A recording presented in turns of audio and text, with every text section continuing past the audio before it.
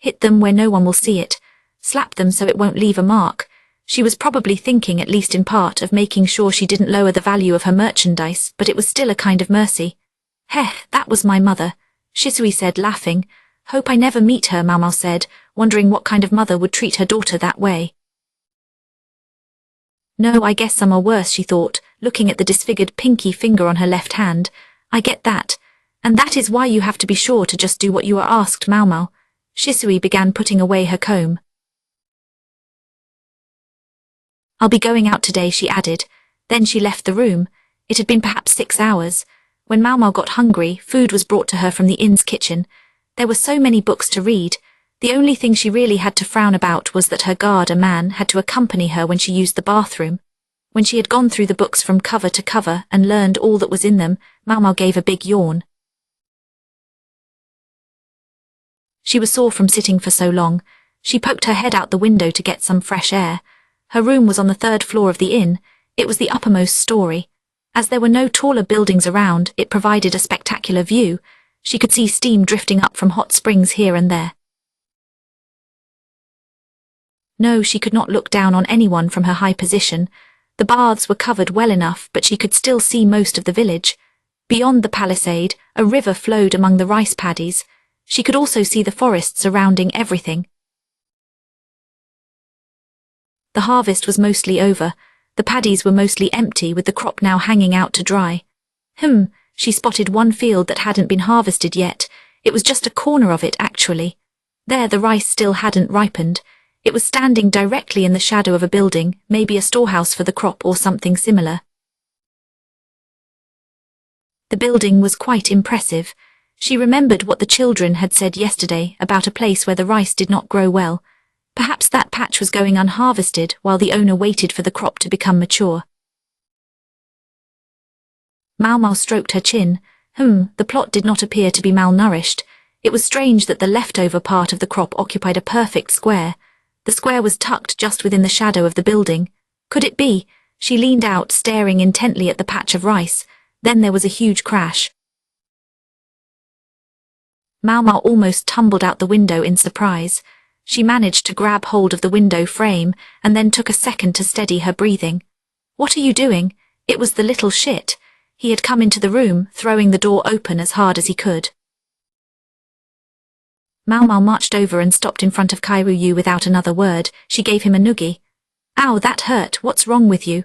You should learn to enter a room more quietly. It was true she had struck him partly out of sheer spite, but it was also his fault.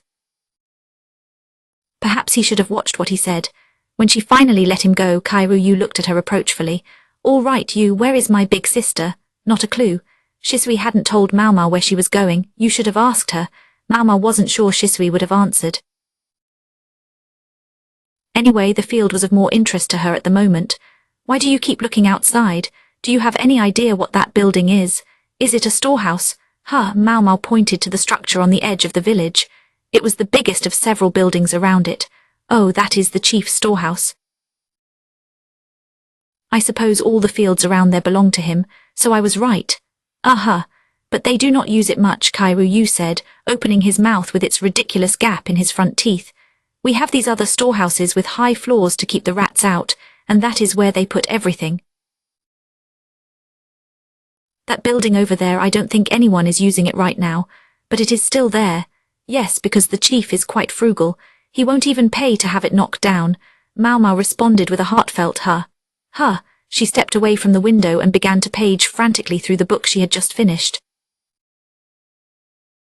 I am sure it said. She found one of the pages with a piece of note paper stuck to it and swallowed heavily. No doubt Shisui and Suhari had assumed that having so many books to read would keep Maomao quiet. They had failed to reckon with the nature of her curiosity. An emotional force bubbled up from within her, filling her entire body. She found it almost unbearable to simply sit in the room and read. Hey, what is going on? You look scary, Kairuyu said. No, damn. Her personal quirks were showing themselves again. When she got like this, she could not stop them, even if she knew intellectually that she should.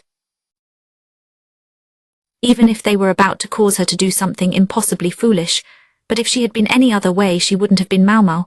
What, you want to go there? Kairuyu asked. Yes, she did, but there was a guard outside. and she could not get out the window. They were 3 stories up. Getting out wasn't impossible, actually.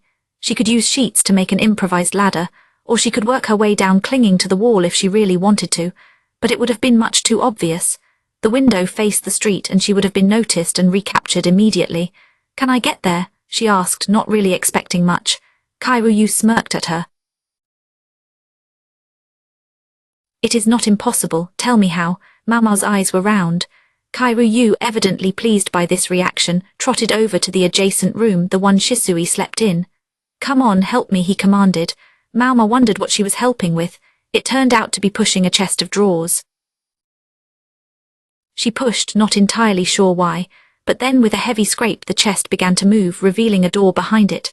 "This actually goes to the room next door," he said. "That one is mine." Placing a large chest of drawers was certainly one way to divide off the rooms in whatever manner was desired. "And isn't there another chest on the other side of the door?" "It is fine. I had already moved it. I thought perhaps I could give Sis a good fright, but this thing was in the way." Then Kairuyu opened the door. It wasn't even locked. It must have been assumed that no one would actually bother to move the chests on both sides of it. Kairuyu's space was laid out the same way as the sleeping chambers Maomao and the women occupied. The bed was covered with a mess of paper and brushes. She was reminded of a thought she had when they were painting the masks. It was that despite appearances, the brat was quite the little artist. "Come on this way," Kairuyu said, but he wasn't pointing at the exit. The bedroom looked the same as in Maomao's space, but the living room was a little different. Unlike the decorative window in her room, this one had a big door that led onto a balcony. The balcony ran past the next room and the room beyond that. There were dividers, but they were just decorative bars that would be easy to slip past. Go as far as you can, and you will see the roof of a covered walkway. This walkway leads to a separate building. Jump down and you can get away with no problem. The separate building was behind the inn, so she would probably escape notice as long as she was careful. You really know your way around. Heh heh, I am the only one who does not have any studying to do. In other words, he had been sneaking out of here every day. The boy seemed very knowledgeable about this town for someone living in a traveller's lodge. He must have been here for quite a while. It wasn't uncommon for people to stay for long stretches at bath resorts as they sought to cure an illness. Kairuyu did not appear weakened by any condition, though. Maomao, not particularly interested in pursuing the subject anyway, slipped through the bars. She was grateful that she was such a twig. Kairuyu followed her. She looked at him as if to ask what he was doing. He said, "If you are going to all the trouble of sneaking out, I figure I might as well come with you." He sounded awfully condescending. Bah, fine. And that was how Maomao finally escaped. Once Maomao was out of the inn, the rest was easy. Unlike when she had entered the village, the guard was more than happy to let her out. Perhaps it was because they had arrived in the dark. The fields were empty after the harvest, giving her a good view of the surroundings. She did not expect any trouble with wild animals in broad daylight. "So, what are we doing?" Kairuyu asked. "There is something I want to check," Maomao answered, and then they were standing in front of the unharvested patch of rice. Kairuyu tore off an ear of the crop. "Do you think they just aren't getting enough nourishment here?" "Unlikely." Maomao looked at the storehouse next to the field. It had a big window in the plaster wall. It was a simple opening without bars or anything, though at the moment it was shut tight. Maomao picked up a twig. She used it to compare the width of the window with the width of the rice patch. The rice patch was slightly larger. "I think this rice gets light on it all night long," Maomao said. "Huh. What do you mean? A growing plant can be influenced by changes in the environment." Just as Maomao had induced her blue roses to bloom out of season, something external might have affected this rice. Generally, plenty of light is beneficial for plant growth. However, there are times when it can be just the opposite. Maybe the constant light, even during the night, had caused this rice to mature slowly. Something similar sometimes happened near the pleasure district, a place that never slept. "You mean the rice didn't grow because it's always bright?" Kairuyu asked. "Just my guess," Maomao replied. Judging by the location and size of the window, she seemed to be on the right track. Since the storehouse had no bars, it was probably left open all during the long, hot summer days while people worked. However, that raised a question. Why would there have been a light on all night in a supposedly disused storehouse? Maomao had a thought about that. I assume there are rats here. Oh yes, it doesn't matter how many traps we set. They keep coming. In other words, you could catch as many as you wanted. She thought back to what Suhari had said. It was about how the new drug hadn't yet been tested on human subjects. It had been tested on animals, but what kind of animal was it? Perhaps something small and easily caught. Also, the books Maomao had been given included several notes detailing the results of experiments on rats. There were too many books in the room for Suhari to have been carrying them all by herself. They must have been brought from somewhere in the village. Maomao quickly went around the storehouse. There was one window and a single door, but it was locked. Move! Kairu Yu suddenly had a piece of wire in his hand. He worked noisily at the lock for a moment and soon undid the simple latch. This kid is trouble, Maomao thought. But she was also grateful for his help. They entered the storehouse and found it divided into 2 rooms. Maomao decided to start with the room that had a window.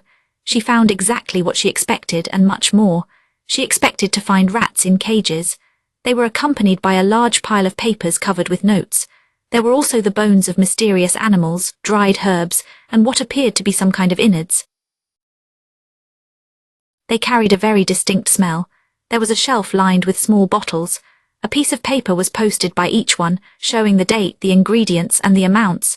Kairu Yu was looking at them with interest, but it distracted him from the far more shocking thing in the room. It looked like a metal tube, but it was in pieces. It would have been impossible to tell what it was from the individual bits. But Maomao recognized it. It was a Pfeiffer gun like the ones the assassins had used when they tried to kill Jinshi. What were these doing here? Their presence would explain a lot. But there was no time for Maomao to gather her thoughts. A loud click came from outside. Maomao slapped a hand over Kairu Yu's mouth and hid in a corner of the room. Said a woman slowly. Is anyone here? Her footsteps went clack, clack, clack. Perhaps someone forgot to lock the door.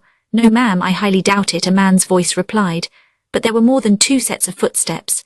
And yet it was open. Who was supposed to lock up? The words were slow, almost languorous, but for some reason her tone sent a shock of fear through Maomao. And it seemed she was not the only one. Kairu Yu was shaking in her arms. Very slowly she took her hand off his mouth. As he whispered, she gave him a questioning look. This is bad, it's her. His face was twisted. The footsteps came closer, and with them came another new aroma. It mingled with the unmistakable smell that already filled the room. There was a rustling of cloth. It sounded as though the woman was looking first one way and then another. Maomao could only see their feet. There appeared to be 6 women's feet and 4 men's feet, or was it just 2 feet belonging to men? The other pair wore a man's outfit. Maomao thought she recognized it as the one Suhari had worn that morning. Any problems? One of the women asked. She had a distinctive accent that Maomao also recognized. Maomao began to shake, sweat pouring off her. Then she saw it, the woman's eyes were covered by a veil. It covered her hair as well, but it could not conceal the color of her eyes. They were a piercing sky blue, a foreigner's eyes. No, it is nothing. It seems I was imagining things. The woman turned and started to leave the room. Maomao was just about to let out a small breath of relief. Then the woman reached for the waist of the man Maomao assumed was a guard. In that instant, Maomao caught her breath again as a bit of her hair drifted to the ground. A sword was stuck in the wall next to her. It was still vibrating and she could hear it clearly. Everything had happened very quickly, almost before she could see it. Then the curtain was pulled aside and an older woman was looking down at her. She was in her 50s perhaps. She was dressed in ostentatious makeup and clothing. She was beautiful, but age would have its way with her in time. The woman wore hair accessories as garish as her outfit. She had nail caps on her pinky and ring fingers that extended the nails by a good 2 suns. Her rouged lips curved gracefully as she stared down at the puny girl curled up in front of her. It's just another rat, she said. She did indeed look as if she were staring at a filthy rodent. Suhari, yes, ma'am. Suhari took a step forward and the woman struck her hard with the folding fan she was holding. Maomao privately gasped, you need to at least keep your rats under control. I'm very sorry, ma'am, Suhari said, her eyes on the ground. This boy, I know him. Lady Shenmei, I'm sorry. Kairu Yu was trembling violently. It was all he could do to squeeze the words out. That is Honorable Shiru's son, Suhari said, even as she pressed a trembling hand to her face, and was all Shenmei said. Then she turned to the other woman with her. This person was about the right age to be her daughter. Like the woman called Shenmei, she was wearing garish makeup. Mother dear, this other woman said, it is only the mischief of some little children. Let us hurry and go. There was no trace of the gentle quality that normally characterized her speech. She had put aside her village girl outfit in favor of a lavish dress. Her hair was tied up high and decorated with an accessory shaped like a bird from a foreign land. So that is what was going on.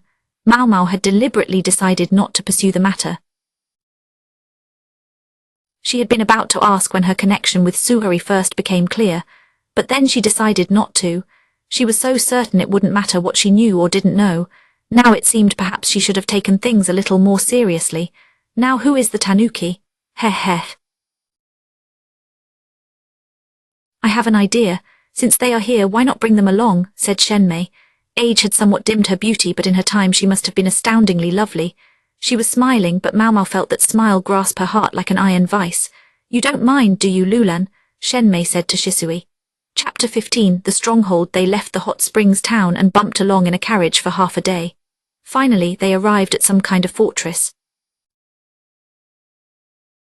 Maomao was taken to one of the rooms. Suhari told her she had not originally planned to bring her there. Suhari's cheek was red and swollen. Maomao had always thought she was quiet and serious. Now her expression seemed even darker than usual. Suhari had never been particularly cheerful, but now a cloud seemed to hang over her. Maomao understood why, having observed the exchange in the storehouse. She had snuck into the storehouse, and there she was discovered by a middle-aged woman called Shenmei. Shenmei had called Shisui by the name Lulan. Now Maomao understood. She had an inkling, and it would have been strange if she hadn't noticed something. Maomao had met consort Lulan only once. It was when Lulan gave a special class to the emperor's 4 favorite ladies and their ladies-in-waiting. Lulan was dressed in garish apparel. She took in the lecture with hardly a twitch of her face. Consort Gyukai was having a perfectly pleasant time. Consort Lihua was ever studious and asked questions. Consort Lishu had been in no condition to ask anything, as Maomao recalled. But Consort Lulan not only hadn't asked anything, she had hardly spoken at all the entire time. Maomao hadn't given it much thought. Of course a noble wouldn't feel obliged to speak to a mere serving woman like her. But now she understood. Maomao had realized Shisui no Lulan was well bred by her possessions and the nuances of her behavior. She had hidden from the Empress Dowager, so the Empress Dowager wouldn't realize who Shisui really was. It was probably the same reason she had gone to another consort when Lishu appeared in the bath. Maomao hadn't noticed anything amiss when they first met over Maomao, the cat. Because of this, Lulan hadn't been particularly careful around Maomao after that. She is quite an actor, though.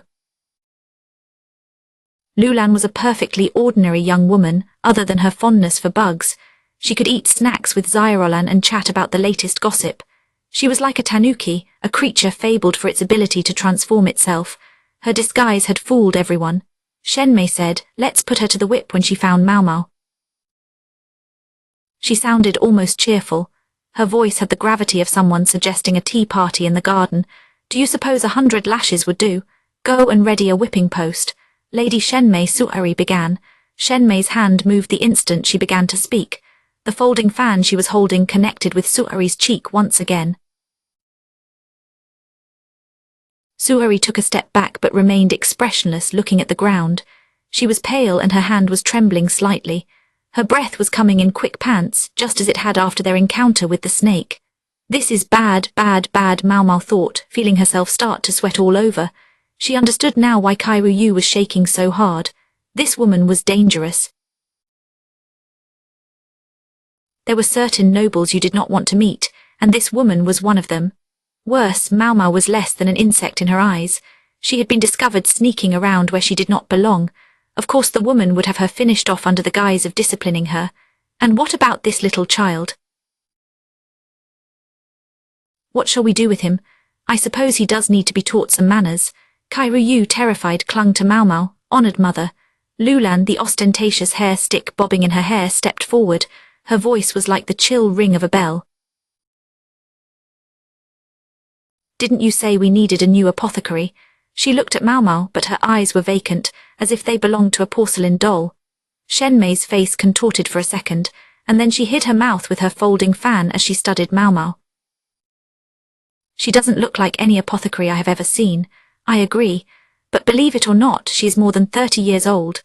She has spent her days testing medicines on herself, and as a result she has aged more slowly than normal people. Lulan took Maomao's left hand and rolled up her sleeve, revealing the bandage-wrapped arm. I do not know which concoction it is. However, one of them seems connected to the elixir of immortality. She may find it, assuming she does not fail and die as the last man did. Lulan sounded quite nonchalant. Elixir of immortality.